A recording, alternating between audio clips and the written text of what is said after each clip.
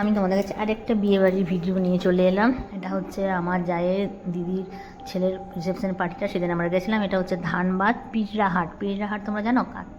তোমার ওই কালুপাথান ওই সাইডে ধানবাদে। তো তার রিসেপশন পার্টিতে গেছিলাম।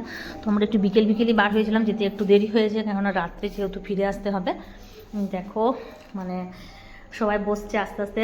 মানে আমরা যাকে গেছি তাকে, মানে নতুন বউ যাকে বসবে তাকে আমরাই চলে গেছি আগে, একটু আগে গেছিলাম যেহেতু তাড়াতাড়ি বাড়ি ফিরবো সেই জন্য। দেখো এটা দিদিরই ছেলে, আর এটা আরেক দিদি, মানে ছোট দিদি এগুলো।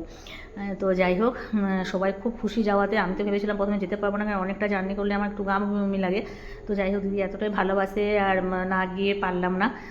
আর গিয়ে ওইখানে খুব ভালো লাগলো, সবার সাথে দেখা হলো। তাও তো সবাই রেডি হচ্ছিলো, মানে আমাদের কী বলো তো, মানে আমার ভাসুরজির ছেলে একদম তো ছোটো, এই অন্নপ্রাশন হয়েছে 7 মাস হলো।